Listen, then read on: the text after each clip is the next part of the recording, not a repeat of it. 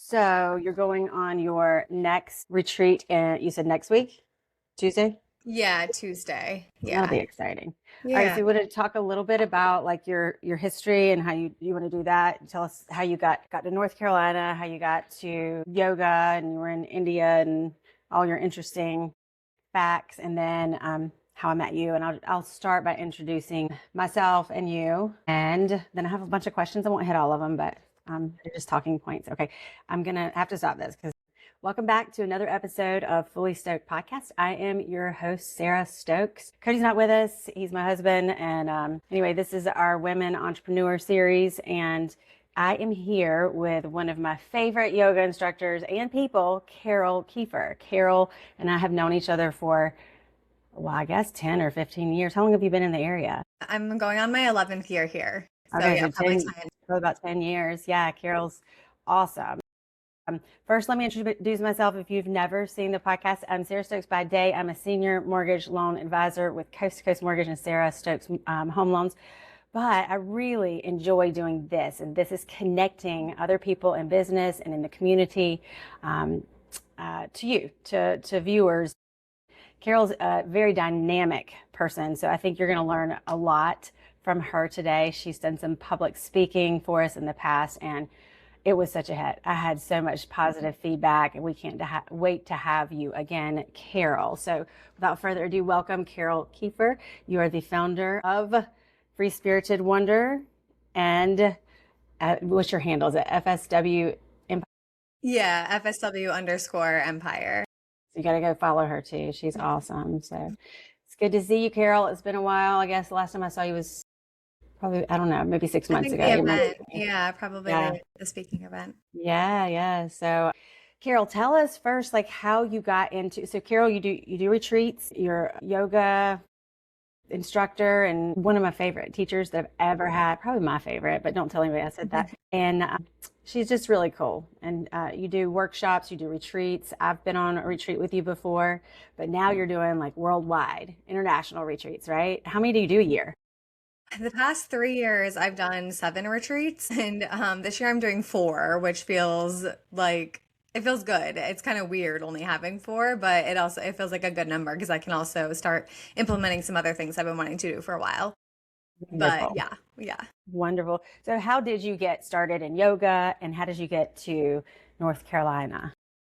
Yeah, let's see. I mean, gosh, I actually first found Buddhism in my private Catholic high school. I was introduced to Buddhism my junior year of high school. And just like learning about this philosophy, I basically at the time, I was around 17 years old and learned it as basically a method of slowing down and finding more joy in the moment. And that felt like such a foreign concept to me. I was like, wait, you mean there's people out there that aren't like stressed about what's happening next and aren't living in the future all the time?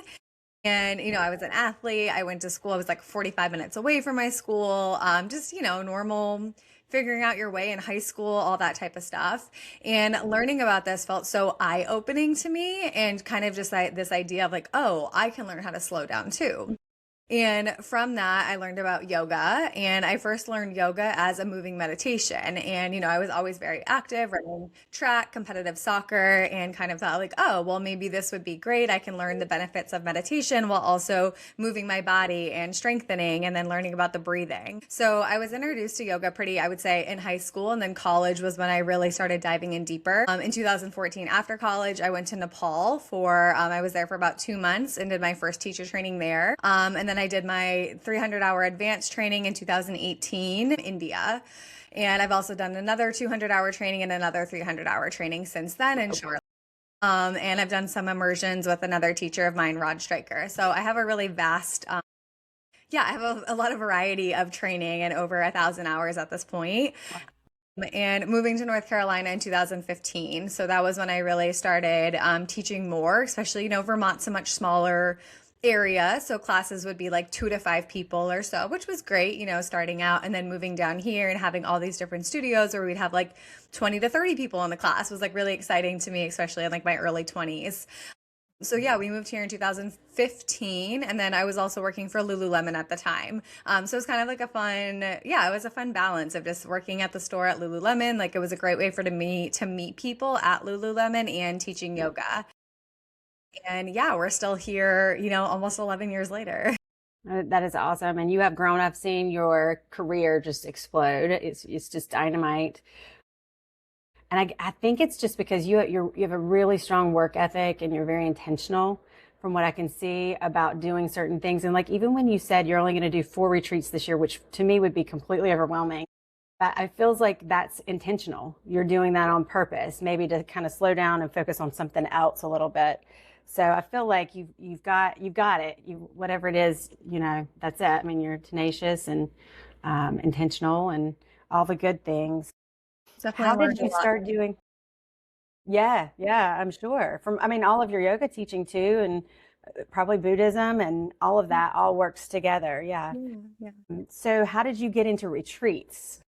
Yeah, so I also studied abroad 3 times in college. So I studied in Spain for 3 months, and then I studied in India for 3 weeks. And I actually finished my college credits in Cambodia. So I like purposely didn't take enough credits my senior year of college so I could actually get my credits in Cambodia. And then from there was when I went to Nepal to do my teacher training. So I think really just this being in like just traveling, right? I've always wanted to see the world.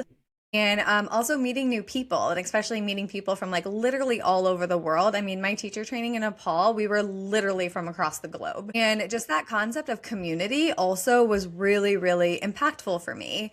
And that's really what inspired me to do retreats, was kind of thinking, okay, I can teach yoga, right? I can do something I love, something that has like truly impacted my life, combine it with travel, of getting to see these amazing places in the world that you might not go by yourself, right? Like I've taken people to Nepal, Peru, Italy, Portugal. We've had women in their 40s that have never traveled by themselves before. And this Oh, has been wow. like eye-opening for them. So I Yeah. think really for me, especially at a young age, I mean, my first solo trip was 14 years old to Amsterdam to play soccer, and like meeting a group when I was there. So I started this kind of young, and it just like the adventure of it was always really excited for me. So the retreats really came from this concept of yoga, travel, and community, and like bringing these 3 things together. And they have been it's been what has impacted my life the most, and just seeing other people drawn to those experiences too. And lastly, within that, really getting to dive deeper into yoga, really yoga as a way of life, not just this time on our mat. When you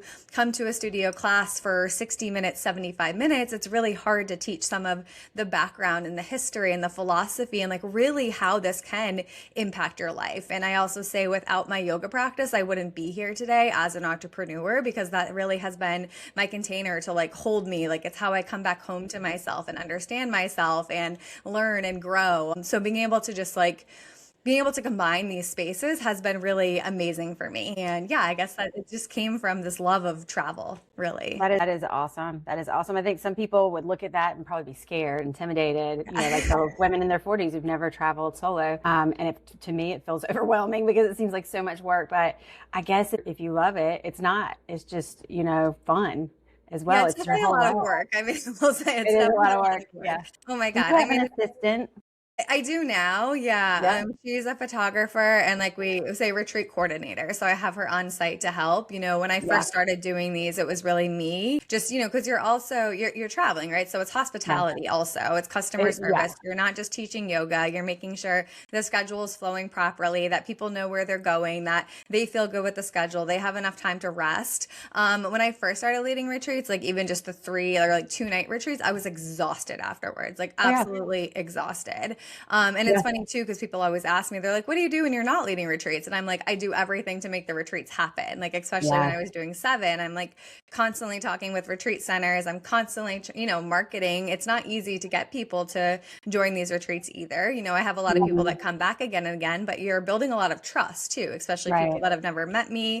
Why should they travel with me and spend this money on, That's themselves in good. this retreat? So I really think about it. And I guess what I'll say with that, a lot of people that do retreats, they do them with their studio. So it's pretty much all people from their studio. Right. Well, this And is when I not what wanted, you're doing, right? exactly, like when I Yeah. wanted to do 7, I was like, well, I can't just pull from my little studio in Huntersville, North Carolina. So I started doing advertising and working with an agency to get a broader reach. So literally, like, I mean, my Tulum retreat, we have women from all over the US. I mean, like in Vermont, I've had people from Bermuda and Aruba and Canada. So it's really cool. And I think that's also really cool is people get to meet people from all over the world. Like I've had like people form like best friendships. Like there's a little group of 3 now that they come on retreats again and they've done other travel with each other. That's great. Yeah, I think building trust and the marketing of it. I mean, I'm constantly on my computer and people are so surprised by that. They're like, "You teach yoga." And I'm like, "Yeah, but I'm also the email marketer and the social media manager and I handle the finances and the bookings and all of this." And I do have some help now for sure, which has been great, but it's still, yeah, I mean, it's my baby and like no one's going to care about your business like you do also. That's exactly right. And that's where I think I'm at that point now of hiring an assistant. I've heard my girlfriends tell me is like, once you think you need an assistant, you probably needed one like a year ago.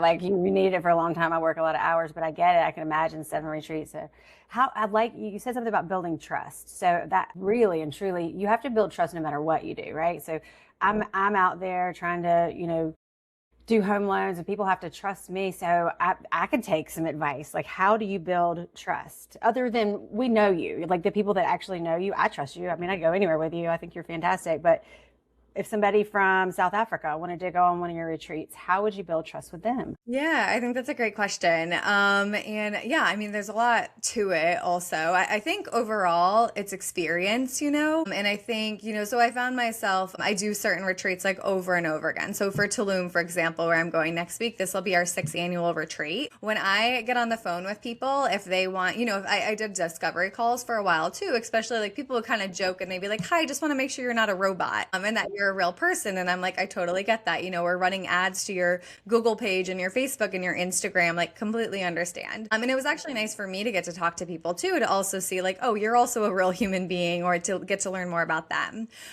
So kind of what I noticed too is, of course, like the places I had already been to that I could speak to really powerfully. I think that also built trust with people. So, again, Tulum, we're going back there our 6th time.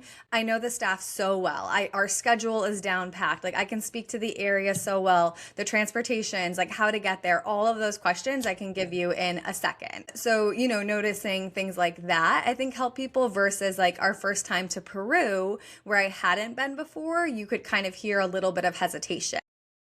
And the people that have come with me on the further trips for the first time have been people that have known me. So it's been interesting to kind of see that too. And then I think website, I mean, I've always done my website from the beginning, but I don't know. I think that that's a great place to start building trust, of just putting whether, it's also like, what's your mission within these retreats? And I also really want to speak to people like, I want you to want to be here. I don't want to try to just like get you to come and then figure out that this wasn't for you because you just wanted vacation with a little bit of yoga. That's not what I offer, and I want to be really upfront with people in the beginning. So I also think the more clear you are on like who you want to work with and what you offer, the more trust you build with these people too, right? That's one thing I had to learn was when you try to talk to everybody, you talk to nobody. So I think starting that trust of like me getting clear on like, who do I want in these spaces, and kind of like, can we find each other? And then, again, just like, I think those discovery calls were really big for the longest time. And then just being willing to answer people on email and Instagram. I'm really active on Instagram too. So I do think I build a presence on there and like sharing what I'm all about in my journey. So I think a lot of it does come back to like authenticity and being genuine, and like people are going to feel that, yeah.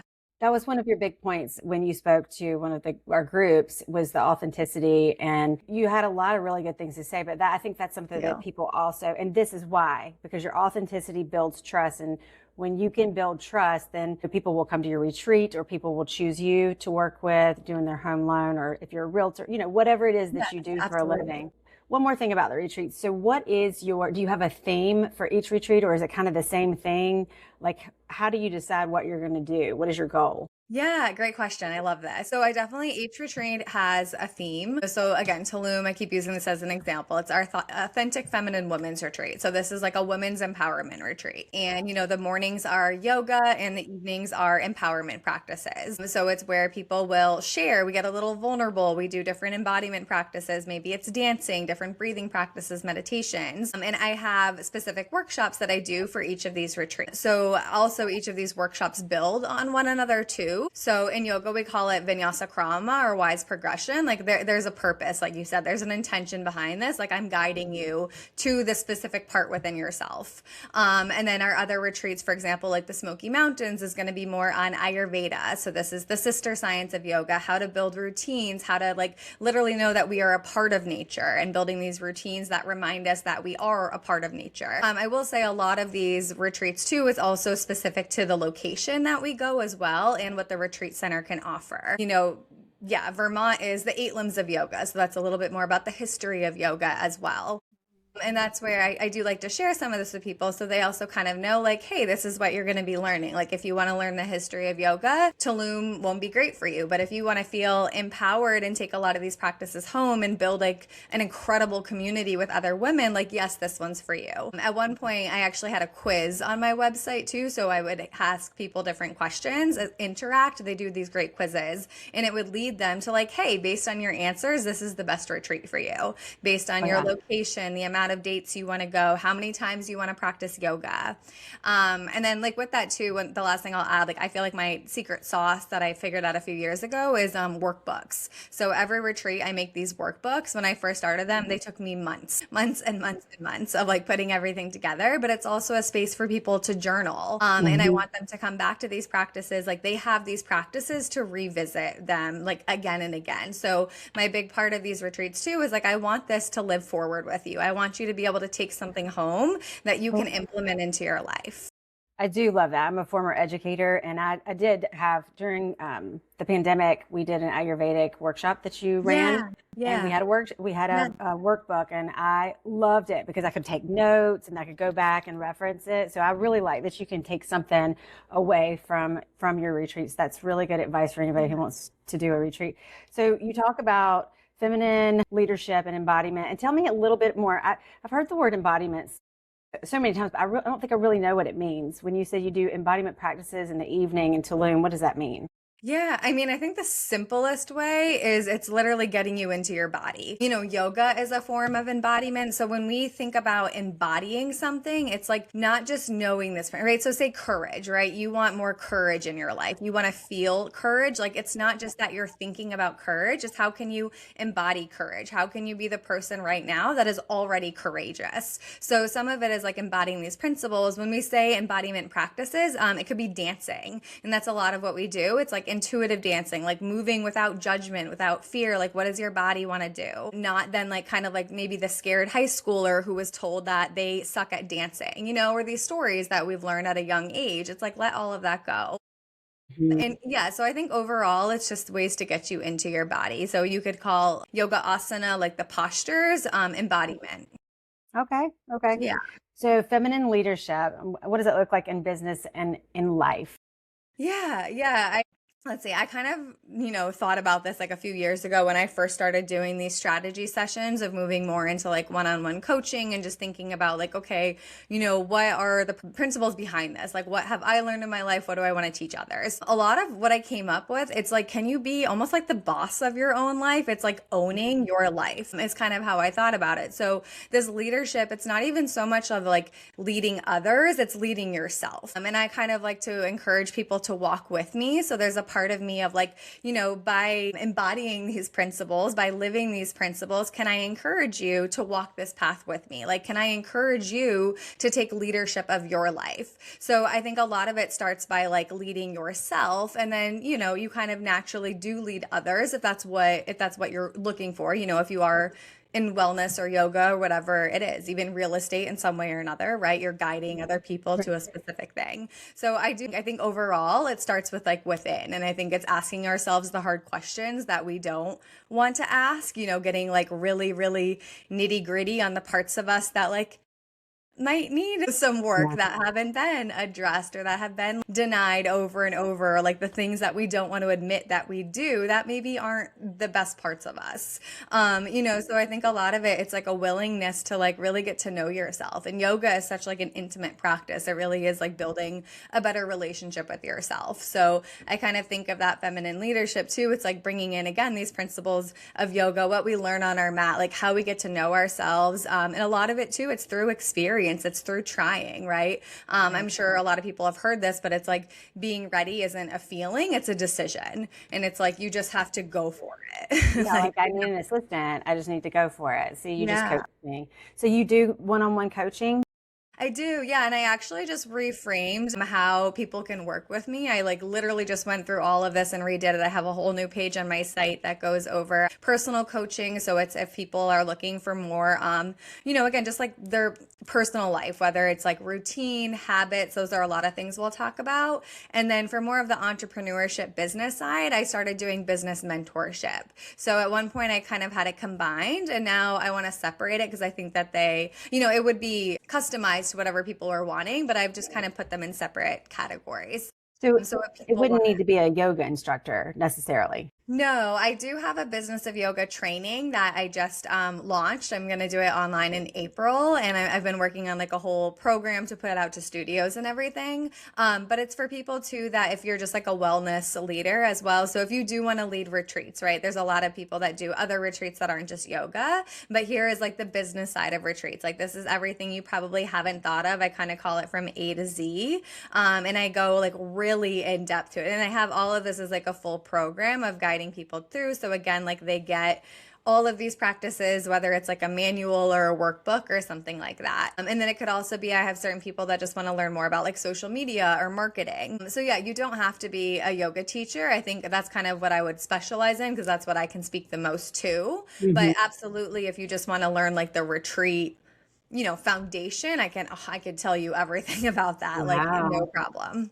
Yeah. So the framework, you said you just worked on that. Do you have like so many weeks that you work with a person, so many months, or is it a flat fee or is it as needed? How does that kind of work? Yeah, awesome. So I have it starting with an introductory call. So basically, if you go on this Work With Me page, you'll see 4 different ways to work with me. Another one is public speaking or podcast, being a guest on a podcast, or guest teaching at a studio. So basically what I have is a form for each one that people would then fill out. And for the mentorship and coaching, I start with kind of just like a flat introductory call. So it's a 90-minute call for $195.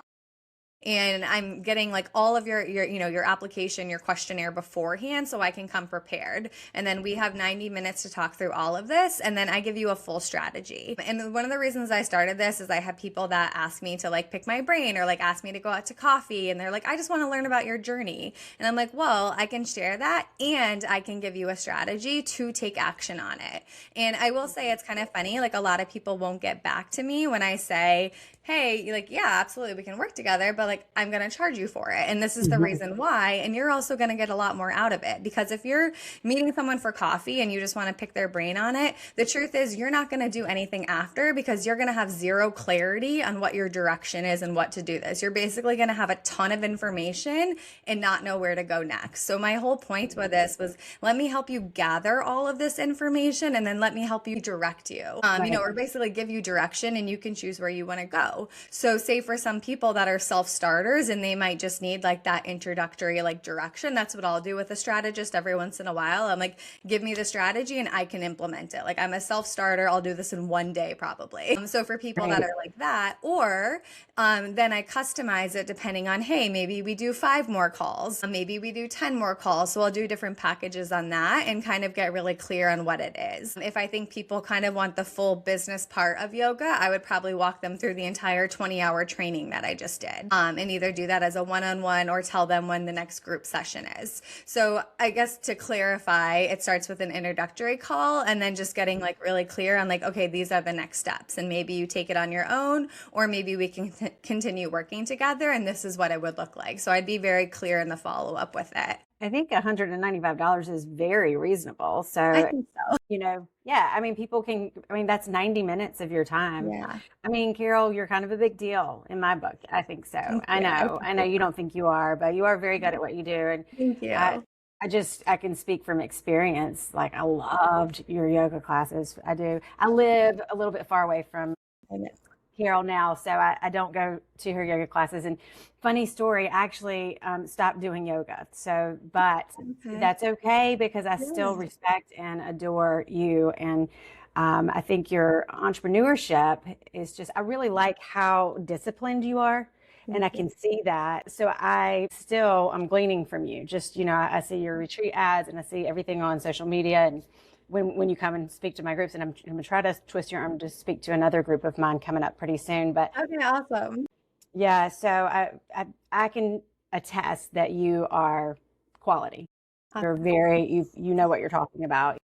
So Thank you. $195 is not bad. I might be giving you a call for that coming up.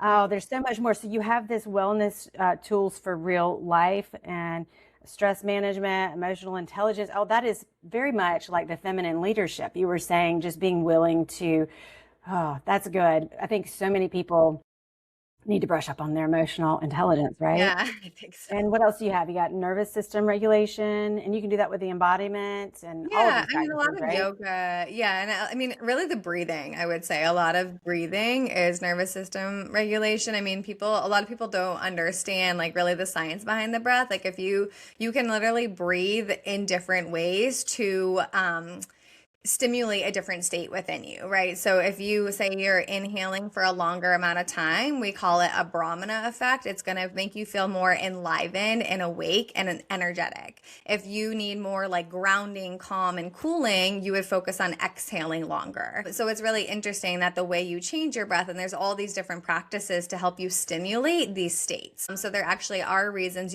so many people think like, oh, I don't want to be in sympathetic nervous system, but there actually are times that you do want to be in sympathetic nervous system. When you're creating a business, there's a little bit of sympathetic nervous system. You need that action, you need the willpower, you need the passion, but we want to do it in a balanced way that then we're not getting, over the top, that then our cortisol levels are out of whack or we can't regulate our state again. Okay, I'm going to do the call. I'm going to do it. This is so good. Keep talking. Yes, so good. Nervous system regulation is very important. And then you've got two more, I think, resilience and self-trust, alignment between values, all of these. Like, how do you define alignment? Yeah, I think a lot of this comes from purpose. In yoga, we call this dharma. It's how you do what you do. It's basically like the contribution that you want to give to the world. And I think so many of us, right, we have this like calling inside of us. We have this truth that we know. Like a lot of people are living a life that they know is not theirs, but they're doing it because, and at some point you might have to, right? You might need that stable paycheck that you're getting from a job. You might be in a relationship a little bit longer than you were meant to at a time, right? So a lot of times we live a life that we know is not for us, and we have to find the courage and the discipline and like understand that truth inside of ourselves to make those changes. So it's not even just recognizing the life that we want to live, it's also finding the courage to take the action to do it. It might take you years sometimes, right, to make these decisions, but I think alignment is really coming from like what is your soul saying, and it might be get out of this relationship, and you might not listen because you're scared and you have 1,000 reasons not to, so it's listening to that and then understanding how to take action from that. So how do you help people reconnect with their inner compass and maybe find that alignment? I know your coaching sessions, right? Yeah, Tell me about it. Sorry. Yeah, absolutely. And so I think a lot of this is actually what I just put into my business of yoga training. Like we have a whole section on purpose, on dharma. So basically what I kind of do, and I've done this on my Italy retreat too, we go over like the purusharthas, which are the 4 goals of your soul. So like yoga literally teaches that your every soul has these goals for pleasure, purpose, prosperity, and freedom. So we go over basically what that means, and then all these different practices to help you arrive to the answer. A lot of it is journal prompts and reflection, actually. So a lot of it, and then in order to get to that state that the mind is clear, typically we want to meditate before or do a breathing practice or move our body, because that's just how we're going to be able to. Yeah, it's how your mind gets clear, essentially, right? So there'll be different practices that we go through that help you get to basically like this clarity of thought, and then doing these reflection prompts that help you find the answer. You might not find it within that hour of the workshop, but knowing that it's going to build over time. And then with it too, we kind of encourage people to, whether it's like a writing or a prompt, to do something every day that is then connecting you to that. It could be simple, like Rod Stryker calls it a dharma code, creating a code that you live your life by. It's what you filter all of your decisions through. When life gets hard and heavy, you remind yourself of this dharma code. Like you remind yourself of where you're going and why you're doing it.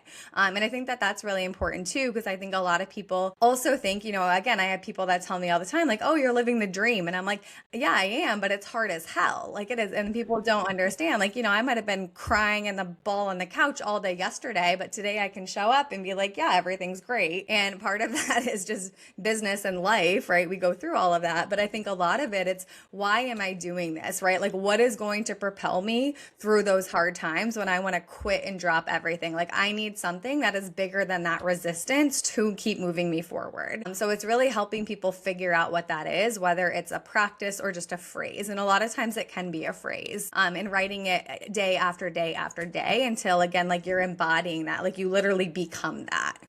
Oh, so there's so much good information. It sounds like you got all kinds of levels. You can do the 90-minute thing, you can go to workshops, you can have you come and teach a class if you own a yoga studio. You've got all kinds of things that people can access. Oh, you got a lot of wisdom, a lot of knowledge for sure. So that's good. There's choices. So what do you wish that women knew at like 25 and 35, 55? What do you wish you could impart to them? Yeah. This makes me think about my retreat in Italy this past fall. We had a group of 12 women, ages probably, I would say like around my age. So maybe I'm 34 now. So maybe like 33 at the time to like 55, let's say. And, that is where we were talking about like the Purusharthas and these 4 goals of your soul. And we had a couple women, one woman in particular who hates her job, right? And like really wants to change, but again, like has some of these, there's some pluses to it, of course. So we're kind of going through this and she was like, I was basically just taught that you suck up whatever job you have. Like that's part of life is you don't like your job and you just do it. And we have other people that have kind of been through that and broke through it that were like, no, that does not need to be your reality. Like that does not have to be your life. So I think it's kind of coming back to like, there is no right or wrong way to live a life. Like there really isn't. And that's what I think is so cool on these retreats is you have people, I've had nuclear engineers on retreats. I've had people who grow weed for a living and own, dispensaries. I've had like nurses and doctors and God, I'm trying to think. Bartenders, like realtors, like we've had such an array of people that come on these retreats that are living just all these different lives. And I think it's so cool to like actually think like there's not a right or wrong way to live your life. It really is like what feels true to you. And I think also remembering like it's going to be hard. One of my other favorite things I saw like a couple of years ago or last year was living a life you love is hard. Living a life you hate is hard. Choose your hard. And it's so true.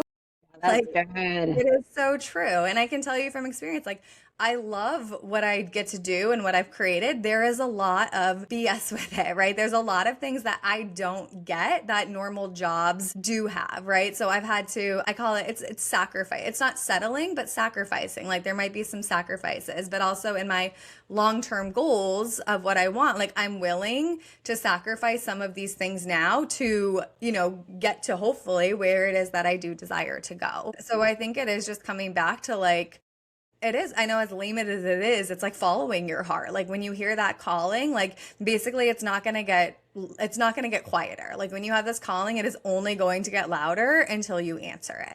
So answer it. Yeah, that's good. All right. Do you have any like funny stories at any of the retreats or anything like just hilarious that you could share with us? Oh, gosh, like just, or like a moment you'll never forget, maybe. I'm trying to think.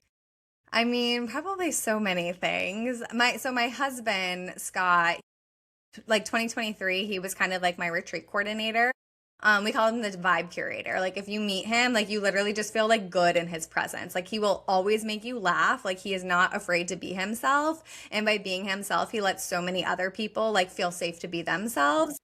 I think 2023 was probably the year of like the most like laughter and stories and things like that just because of him. I wish I could think of something. I know there was a game. Yeah, I'm trying to think of like something particular, but I just remember like in Nepal, we had a group of 10 and like Scott and I had been there before. It's one of our favorite places. And I just remember there being so much laughter on that retreat and just like so many funny stories and like late night games. And I think he like spit his wine in one of the participants' faces one night because they were laughing so hard. So I think it would be that. Like I don't want to say what they said, but they were playing a game and he like was laughing that he spits his wine out in like Yeah. one of our good friends' faces and like literally got in her mouth and she starts laughing. And like the walls are so small. And I'm in bed at like 8 o'clock every retreat I lead. Like I Yeah. am not the late night person. I'm up early. And I Yeah. could literally hear them from like the upstairs. And I get a text from our other friend, like, or I think maybe our group text, and it was like, "Don't worry, Scotty. It's okay what you did. It's okay that you did what you did," or something. And I'm like, what the hell Going happened last on. night that I missed? Like, do I have to fire my husband? So I think probably that, and then getting the story that, I mean, we literally still laugh about it. Like we play that That's game like awesome. 3 years later and we still tell that story. So I I would say love it. probably the spitting of the Yeah. wine. So does he go with you on your retreats now? Sometimes, all the Not time? as much anymore. He's been doing his own travel for different like freelance projects. He was working for NASCAR a while, so like I was traveling all across the country and he was traveling all across the US. He does come to Costa Rica every year, or like we do it every other year, and then like Vermont typically. Like Vermont's where we met. That's my home, so it's like very dear to us. And the Costa Rica one we really like. So he doesn't come in them as much anymore, but I think down the road we have a plan to, do that again more. It's definitely like something Yeah. like 2023 was a really memorable year for me of just being able to travel with him. I mean, we went to Italy that year, we did Tulum, we did Nepal, we did Vermont, the Smoky Wow. Mountains, and being able to have that time together was like really, really special. That's So awesome. I'm definitely looking forward to having that again one day with kids also is our goal down the road. So Oh, that's yeah, awesome. yeah, Well, tell yeah. us about any upcoming retreats that you have that or still have spots. Obviously, you're leaving on, I think, next week. So Yeah, that you can yeah. go to that one. That one's going to Tulum. Yeah, Tulum. Yeah, so every we do Tulum every February and it's around like Valentine's Day. So like Okay. Valentine's Day, which is also fun for like the Yeah. women's empowerment. Yeah. So I will be opening up 2027 like the end of February. So I open that one up pretty quickly. Like I open it for a few days and then I close it and then I open it and I close it. So I do Okay. have a list that's on my website that people can join to get access to that for next year. So for this year still, I have the Smoky Mountains. This will be our eighth year going back there. So that's a 3-night retreat from June 4th to the 7th. So that's great too if you have like kids or can't get away as long or want somewhere that you can drive or that's not out of the country. It's been just a favorite amongst participants. And then I Is have a that in long gap. Tennessee? What's that? Is that one in Tennessee? Yeah, in Tennessee. Yeah. Okay. Yeah. Yeah. That's where you came, right? That's where I Yeah. went Okay, that's what I with the thought. Yeah. yurts. Yes, Is the it the yurt. same place? Yeah. Oh, that place is great. Yeah. It is. It's like it's definitely great. It's like if you want to disconnect to reconnect, like that is the place to do it. Like if you, really don't want to be on your phone, it's great. And then Costa Rica is November 7th to the 14th. So I only have 4 rooms left for that one, but we've been going there every other year. It's definitely one of my top favorite places. It's a 7-night retreat. The views are spectacular. The food is probably the best food I've had of anywhere that we've gone on a retreat. The staff has been there for over 10 years and they really feel like family and like just the way they work with each other, so like you feel like you're part of a family the whole time that you're there. The accommodations are like, it's incredible place. And then the last one I have is in Vermont. It's in December. So it's the 10th to the 13th. So it is kind of a winter retreat. I feel like a lot of my North Carolinians are like, no. But we had a great group last year. It's definitely like a winter wonderland. And for me, I kind of put it as like a nice holiday reset. So it's between Thanksgiving and Christmas. Like, and I had a lot of people that were like, I needed this so much to like return Okay. to myself, like, especially as moms that do 1,000 things for the holidays. Like, they just found that time to be really special for themselves. So, yeah, I have that. And then definitely that work with me is what I'm, offering that like in between all the retreats that I have. And then the business of yoga. So if you are a yoga teacher listening and you want to learn more about the business of yoga, I have the first online training opening up in April. So it's application only. We'll just take a group of 10. And then aside from that, if you're a studio, that's also something I'm looking to do is to come to studios to share it with their students or teachers as well. That's great. Yeah. And how can they get in touch with you? What's your website? Yeah, it's Free Spirited Wanderer. And then from there, it's pretty easy to navigate everything. You'll see a retreats page that lists out all the retreats that I have and a little bit more about them. And then you'll see that work with me page that will go to the coaching and the mentorship. And then you'll also see that business of yoga training on there as well. And then aside from that, I have a blog. That's like one of my ways. I had a podcast for a while. I've paused it for a little bit, but that blog I love to write. So that's one of the ways I really like to share and connect That's with people awesome. right now too. That's wonderful. Wonderful. Yeah. Well, I wanted to just share with everyone that you're featured in USA Today, Women's World, LA Weekly, Destination Deluxe. what is the show you were on, Charlotte, the morning QC Life. Yeah. see live? Like you've done a lot. So I just recommend everybody follow her on social media. I'll have all of the information in the summary below. You can connect with Carole, and she's one of my very favorites. I just adore you, Carole. Thank you so much for being here today. And I will be reaching out to you again on some other opportunities to speak. Okay. And thank you so much for having me, Sarah. And thank you for everyone listening. It was great to be here today. Thank you. Talk to you later.